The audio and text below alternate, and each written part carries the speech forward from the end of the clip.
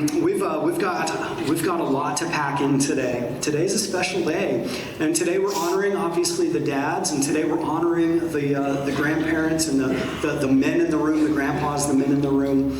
But this is for every man. I want to address specifically men in general, because there's something that I think that we need to hear the Lord would speak to us today, and today. We are being called to so much more than we even know and realize. And many of you, if not most of you, I'm sure, have an inkling of what that is. Many of you have spent years, perhaps, in the trenches, and you've been fighting for your families. You've been fighting for those around you. You've been raising kids. You've been putting in the time, putting in the hours. You've been working yourself crazy. But today we want to not only honor you, but we want to speak to you specifically. For those who are putting in the time, who are recognizing your calling, we say thank you. And for those who maybe realize there are some areas that need some work today, we don't just want to address that, but we want to encourage you. We want to come alongside you. We want to walk beside you in God's calling on your life. How many of you are puzzle people? You like putting puzzles together? And there's some of you. I know. It's not the most exhilarating activity.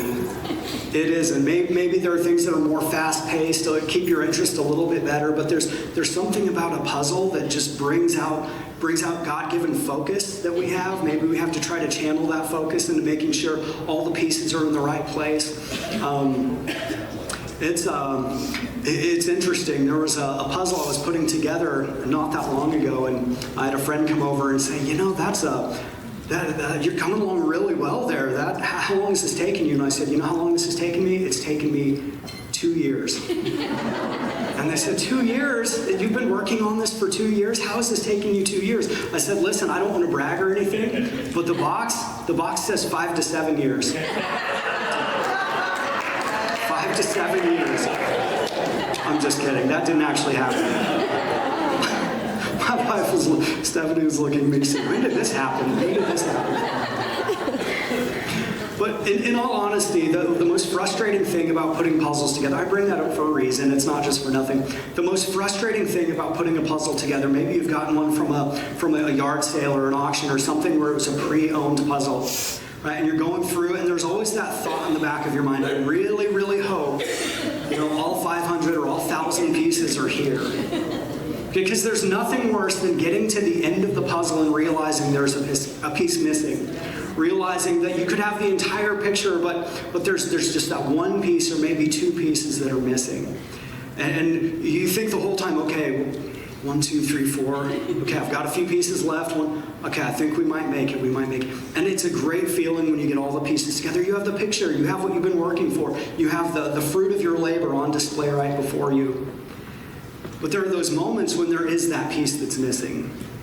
And it's terrible. It ruins the entire picture. It ruins the entire process. And there's nothing you can do about it. Right? The piece is gone. You can't just color it in with marker usually, or unless you want marker on your table underneath. You can't. You really can't fix it because that piece is gone. And in the whole scheme of things, when that one piece isn't there, you notice, and it affects everything else. My friends, men especially, gentlemen, I want to talk to you about a piece that has been largely missing in our society and in our world, in our nation for some time now.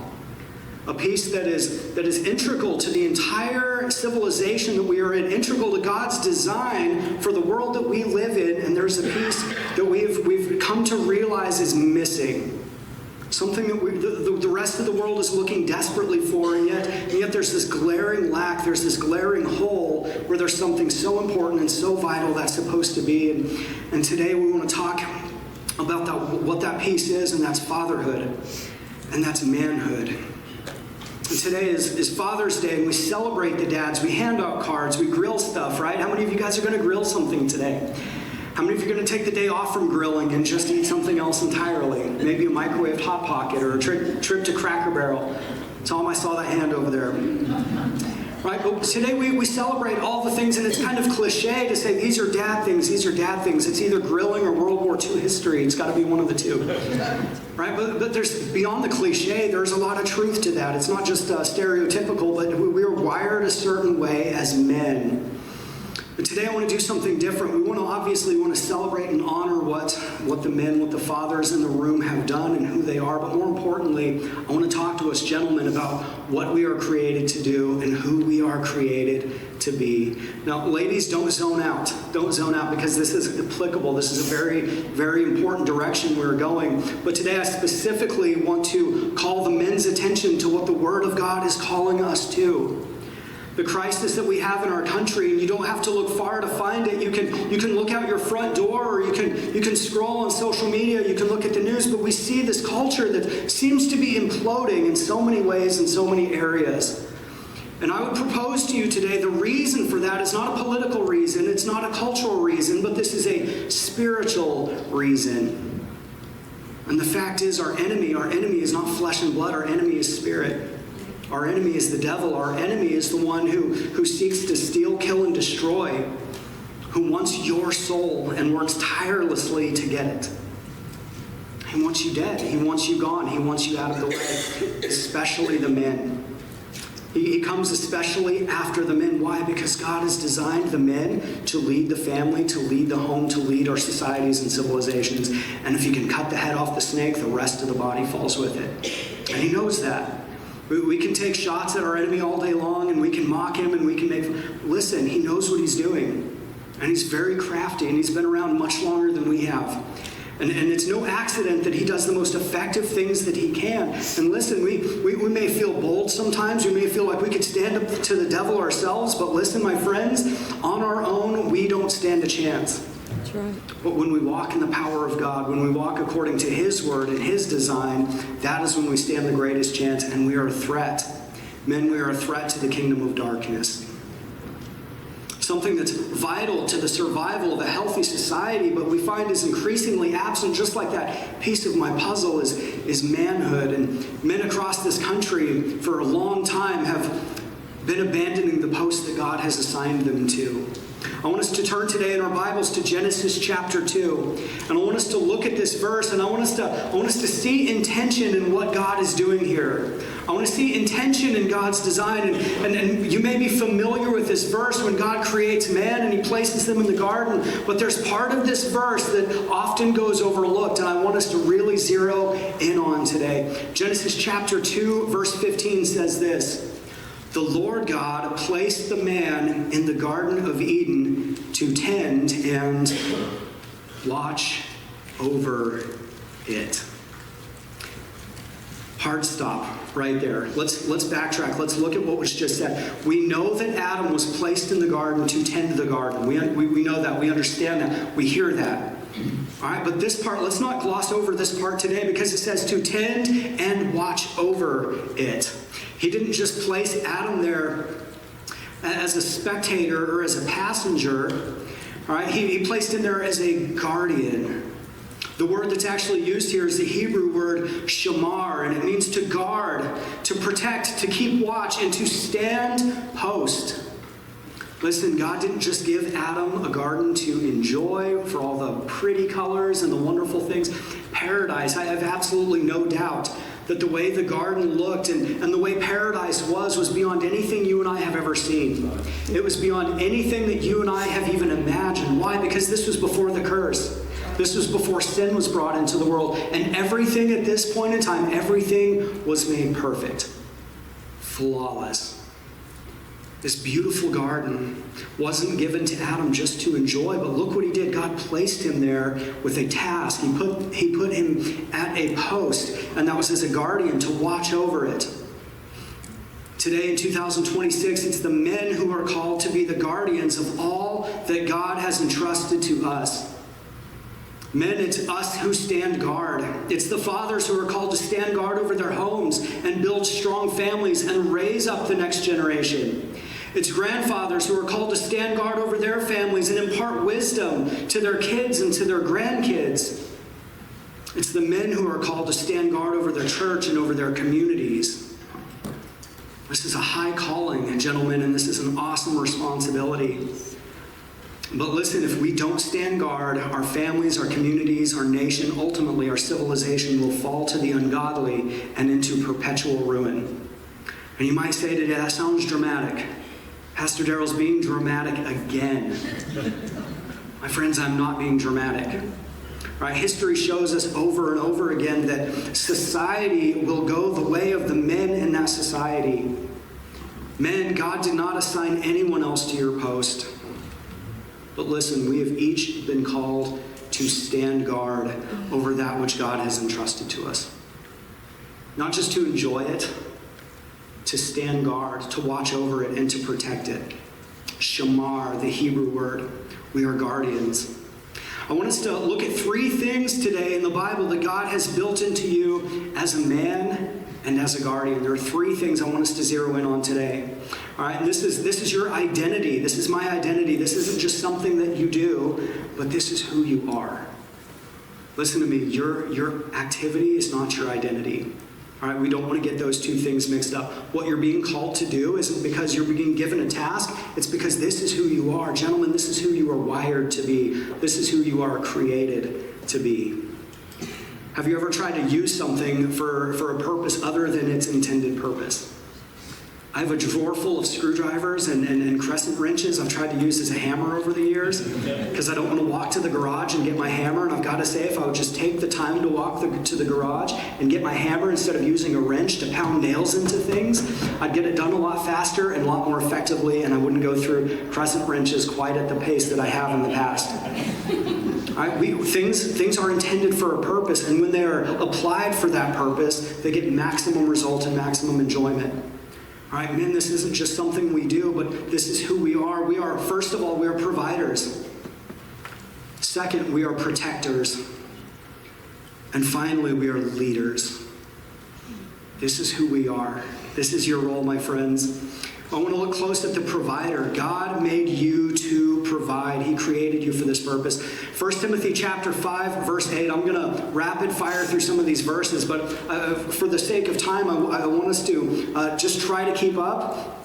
I will expound on these as we go, but I want us to look at what the Word is saying to us as men today. 1 Timothy 5:8 says this, "But those who won't care for their relatives, especially those in their own household, have denied the true faith.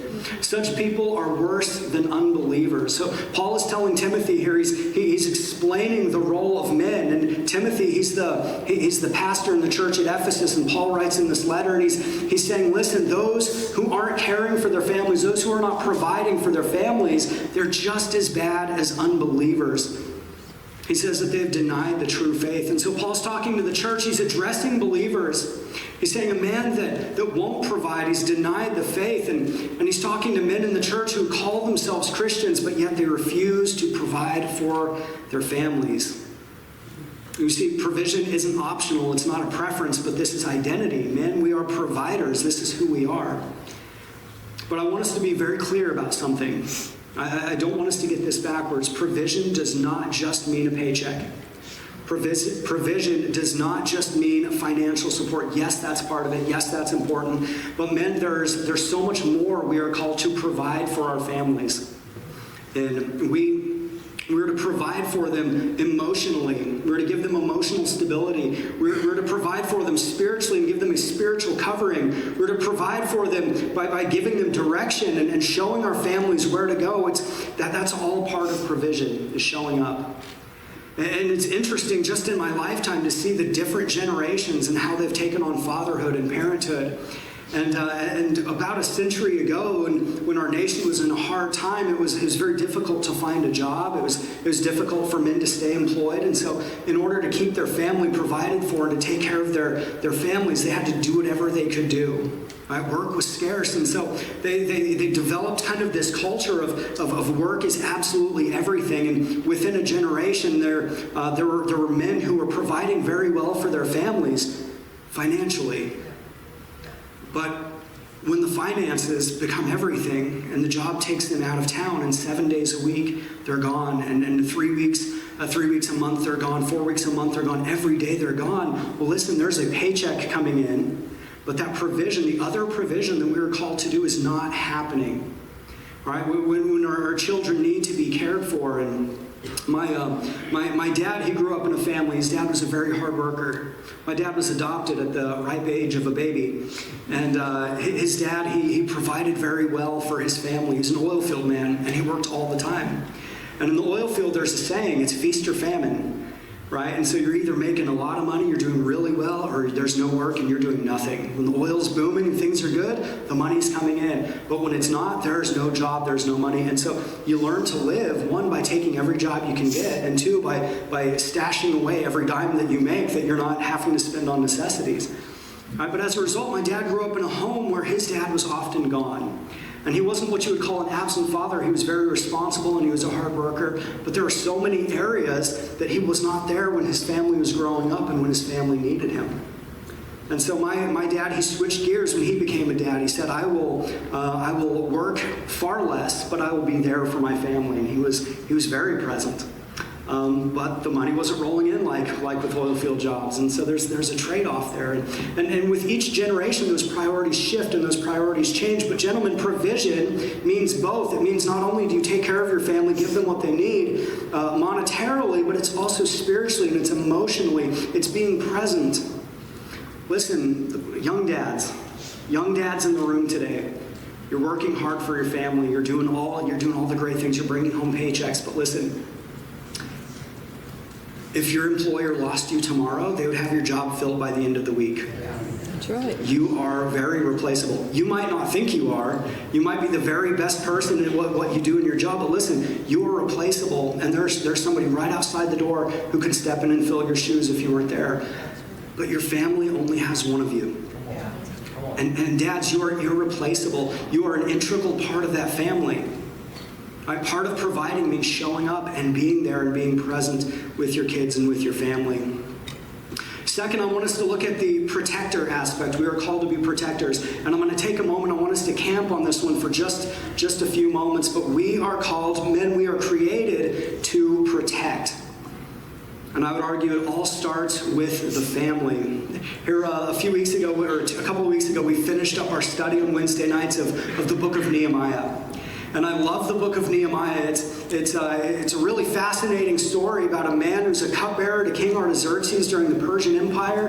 And he left his post there to go and rebuild the city of Jerusalem, the walls around Jerusalem, as the Jewish people were coming out of Babylonian and then Persian exile. They're coming back into their home. And so Nehemiah came and he rallied the people, and with a lot of prayer and a lot of divine appointment and a lot of good things going, favor from the king, he came and he rebuilt the walls in Jerusalem. But during the process of rebuilding the walls, he did something, and this was one of my favorite weeks that we spent in Nehemiah. When Nehemiah, he's building the walls, but there are threats from outside. And there are people in the area who do not want this work to be finished. They don't want the task to be completed. And so they had to build this way. They had to build with a trowel in one hand and with the sword in the other hand. They had to do the work while also standing guard. And so there's this balance you find. If you want something done well, if you want something protected, you go and hire a great security firm, right? You get trained professionals to come and do the guarding and to do the protecting and to stand in that gap. But listen, when all you have to work with is the guys who are building the wall, and they're not even professional masons, they're not even professional construction guys, but these are just men in the city who have been called to this task to help Nehemiah build the walls. And so as they're going through and they're building the walls up in these low spots, Nehemiah calls these men very specifically. And he says, go stand in front of where your family is. Right? People were stationed in the city, or they're living there, and their families would be here. And he says, okay, your family's here. The wall in front of you needs work. I want you to stand in front of your family and do the work. Right? And so as they're building this wall, they can see the threat on the outside. Their eyes are open and they can see if anybody is coming against the city or against the work. And we ask, why did Nehemiah do that? Why did he place them there specifically? Well, listen, the men are protectors. And he placed them there knowing full well that what they aimed to protect, what they needed to protect the most, was right behind them. Right? It's one thing to fight and to risk your life for somebody else's family, but it's something else entirely to fight and risk your life for your own family. Nehemiah tapped into something very integral here, and that's that instinct that men have to protect their family, to stand between their family and a threat, to stand between their family and those who would seek to do them harm. He knew the greatest warriors didn't need to be trained professionals. They needed to be the men with something to protect. And so he made these average men into the greatest security force you've ever seen, because every one of them had 100% motivation to do the fighting if the time came. And so they did the work, and they guarded their families. Look, Nehemiah, he didn't rally politicians. He rallied fathers. He rallied these men with skin in the game, with their families right behind them to protect. He said, remember what you're fighting for, and then get to work. Do the work as you remember what it is and who it is that you have to protect. My friends, I would argue today that you cannot protect what you refuse to stand in front of. All right, we are called to stand between our families and evil. We are called to stand between our families and the greatest threat that's posed against them from our enemy. 1 Peter chapter 5, verse 8 says this, stay alert, watch out for your great enemy, the devil. He prowls around like a roaring lion, looking for someone to devour. Peter says here that our enemy, he's like a lion. He's looking, and he's looking right now. And can I tell you what he's looking for? He's looking for the unguarded family. Yes. He's looking for the family where dad is not at the post. He's looking for the family where the men have stepped out of their role and are not going to come between him and the family. First and foremost, he's looking for the family where the dad is absent, whether he's distracted or disengaged, but in any sense absent as a father. That's who our enemy is looking for.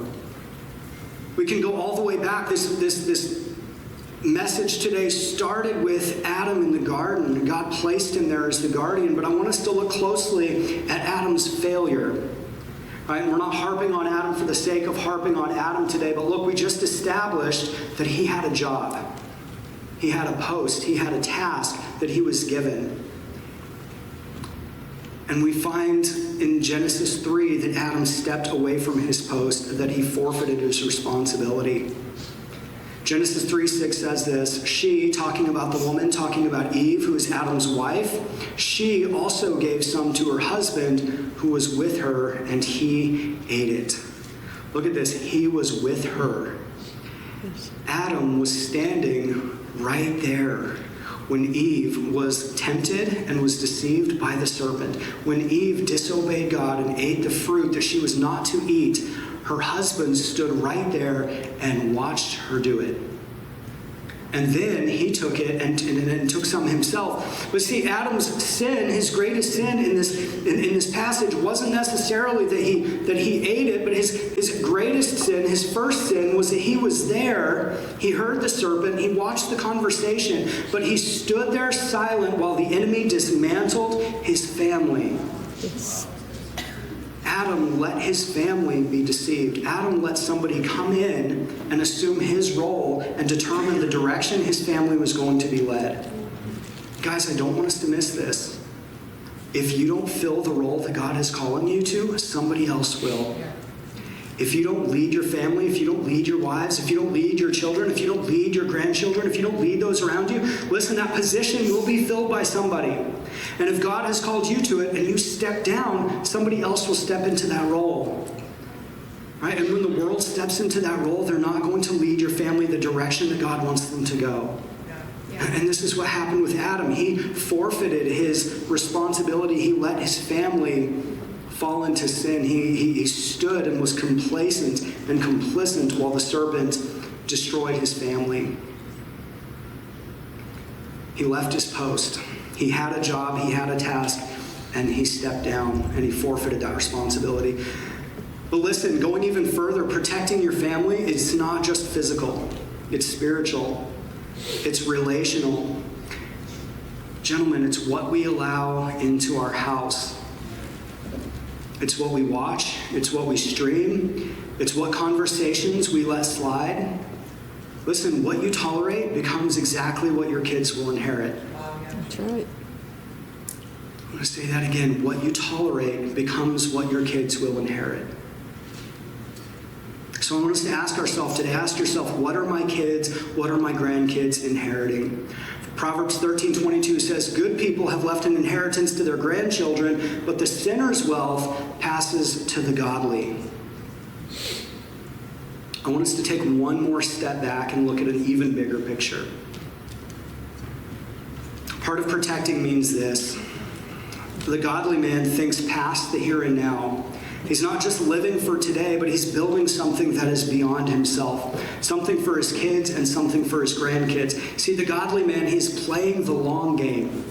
He's looking at the whole thing, and he's looking even past his own time when he is gone.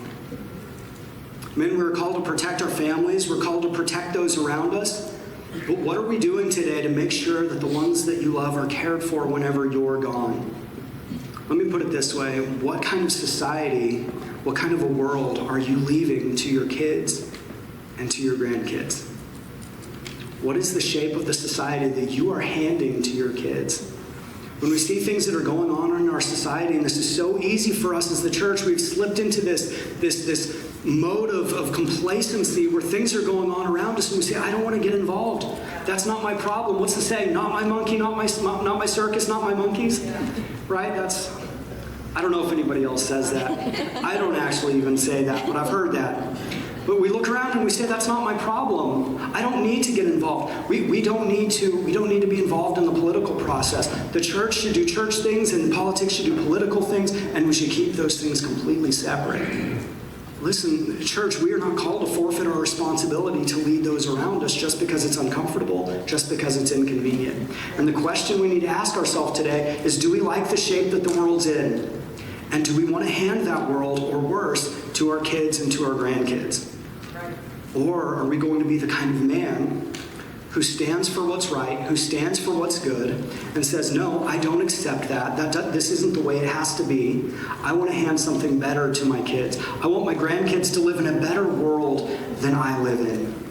Not just I want them to have more, I want them to have more money, I want them to have more opportunity, I want them to go to better schools, I want them to drive better cars, I want them to have nicer homes. It's not about what we're leaving them as an inheritance, but is the world that we are handing them, the society we're handing them, is it in better shape than the one that we had?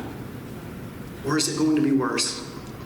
And for our moment in history, what are we doing to ensure that the world that we hand them is going to be worth living in? When we look around, we've been given this incredible gift in our nation. Because of the blessings of God and because of the sacrifice of others, we live in a land that offers largely peace.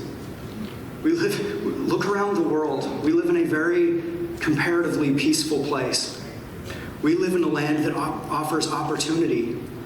When we look around the world, we don't see the opportunity for somebody to better themselves, to improve their life, to work hard and achieve something great. We don't see that blessing given in the whole world. That's something that we enjoy. We enjoy the freedom to live and to thrive and to succeed.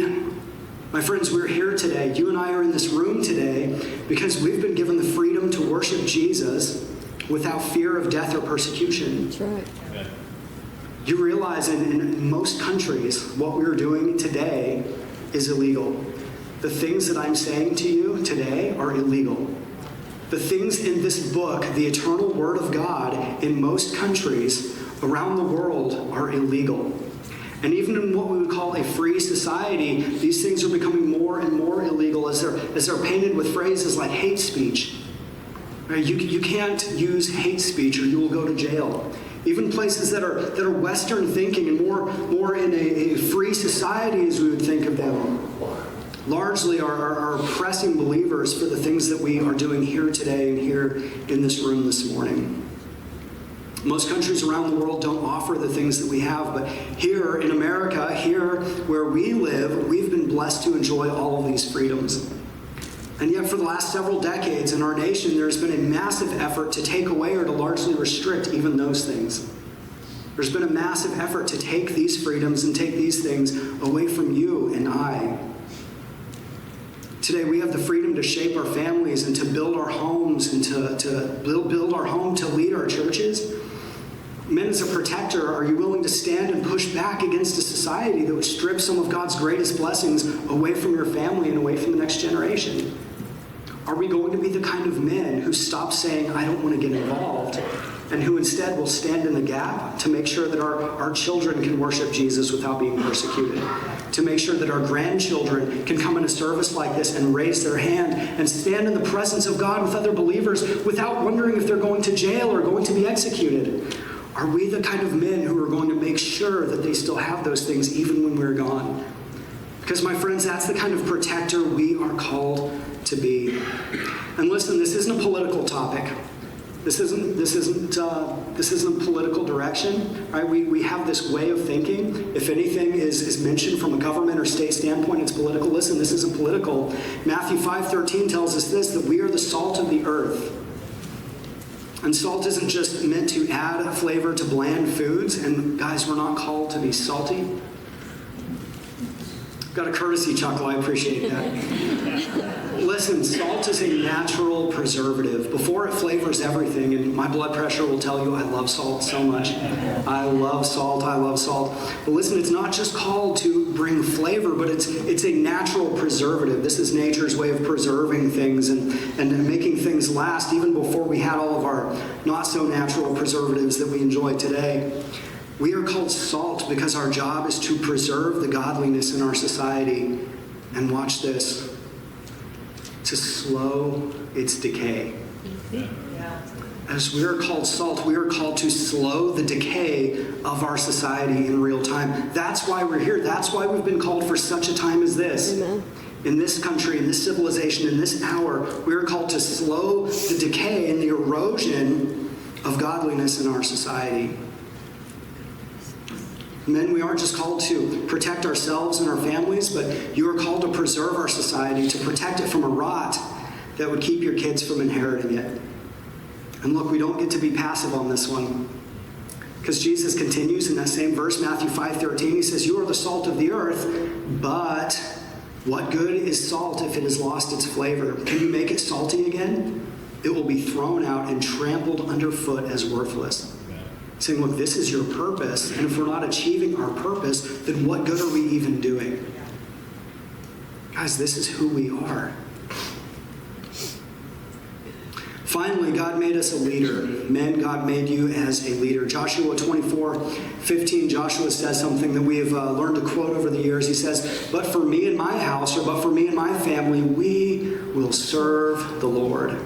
The whole verse says, "But if you refuse to serve the Lord, then choose today whom you will serve.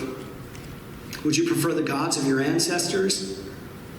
Gods your ancestors served beyond the Euphrates, or the gods of the Amorites, in whose land you now live?" And then he says this. This is a leader. Watch what he says. "As for me and my family, we will serve the Lord." What Joshua is saying, and this is a man who is presiding over his family. He's presiding over those in his care. He's not asking, he's not polling the room, but he has made a decision. He's saying, as for me and my family, this man knows that his purpose is to lead. Husbands, your first role as a husband is to lead. Ephesians 5:25, and I want to make sure that we are going the right direction with this. I want to make sure we understand what that means to lead. Ephesians 5:25 says, "For husbands, this means love your wives, just as Christ loved the church, he gave up his life for her." Listen, being the leader of a home, being a leader does not mean being domineering. What it means is laying yourself down like Jesus did. Christ doesn't rule the church by intimidation, but yet he led by dying, by giving, and by serving. Leading means that you take responsibility before you even take credit.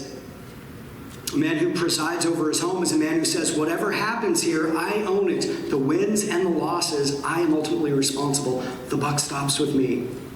This is a man who's leading his home. He's leading his wife. He's leading his children. And gentlemen, is this easy? No, it isn't. It's not. Anything worth doing is not going to be easy. But listen to me, it's not a burden. It's an honor. God has called you to a great and incredible honor. He's put a family in your hands, and he said, cover them, lead them, decide for them when they can't decide for themselves. This is an incredible responsibility, no matter how difficult it is, because this is who we are. God He's enabled us, and He has given us the ability to lead. And listen, it's not just about leading our family our direction. We need to hear this today. It's not about leading our families our direction, but it's about leading them while we also follow, while we follow Christ. Yes. Men, you are the head of the home, and Christ is the head of the church. As you lead your family, right, your leadership means that you point them to Jesus, and you go the direction that He is calling you to go. When we get away from His direction and start going our own directions, when we get into trouble. You are called to lead your family to Christ. through example and through servanthood. But I want to say something important here as well, because this calling isn't just for biological dads. And I want to reiterate this. This is very important. If you don't have biological kids, or if your kids are beyond your reach, or maybe you'd say that season in my life is over, and maybe you did a great job, and maybe you made mistakes and you wish you could go back and fix it. Listen, men, you're not out of the race. If you don't have biological kids, listen, Father's Day isn't just about DNA. Your role as a father isn't just about blood relation, but we're talking about discipleship today. We're talking about a legacy, and we're talking today about who is watching you and learning what a man of God looks like. This is what Paul says in 1 Corinthians 4:15. For even if you had 10,000 others to teach you about Christ, you only have one spiritual father. For I became your father in Christ Jesus when I preached the good news to you. So Paul's not married. He doesn't have biological children. But yet Paul calls himself a father to the Corinthians here, because fatherhood in God's kingdom is so much bigger than just biology. It's bigger than blood relation. He says to Titus in Titus 2:6-7, in the same way, encourage the young men to live wisely, and you yourself must be an example to them by doing good deeds of every kind. Every older man in this room is being watched by a younger one. I want to say that again. Every older man in this room is being watched by a younger one. And here in just a moment, I want us to take that in. I want us to sit with that as we contemplate what it is that means. But my friends, men, you are being watched whether you signed up for it or not. That nephew without a dad in the picture, that kid on your son's baseball team whose father took off, the young guy at work who's never seen a man keep his word. Every one of them is asking the same question that Elisha asked Elijah when he was taken up. Who's going to show me how a man of God walks? Who is going to show me how a man of God walks? Guys, you have men in your life that are looking to you. Whether you have your own children or not, there are men in your life who are looking to you to see how a man of God walks his life out. So how are we living in front of them? What are we modeling? What are we displaying for them? Single men, men without kids, grandfathers, stepdads, spiritual fathers in the church, hear me clearly. You don't get to opt out of this calling just because there's no bloodline connecting you to the next generation. God is still asking you to pass something down. That's right. I'm going to ask our worship team if they would come and join me, and we're going to wrap up in just a unique way this morning as we close. But today, as they come and get into position, and when you get here, if y'all just wanted to go ahead and start playing, you don't have to wait for me by any means. But I want to talk once more as we wrap up to the men in this room. Take courage today, because this is your calling. Joshua chapter 1, verse 9, and this echoes Deuteronomy 31. He says, this is my command. This is God talking to Joshua. Be strong and courageous. Do not be afraid or discouraged, for the Lord your God is with you wherever you go. 1 Corinthians 16:13 says this, be on guard, stand firm in the faith, be courageous, and be strong. Men, our challenge today, our command today, our mission given to us by God himself is this, to be strong and be courageous. Amen. Be strong and be courageous. And listen, courage is not the absence of fear, but courage is a trust in a God who walks with us through scary situations. Trusting that he is who we know him to be, that he is our protector, that he is our provider, that he leads us. Courage doesn't mean you're not afraid. It means stepping into situations, trusting God for the outcome either way.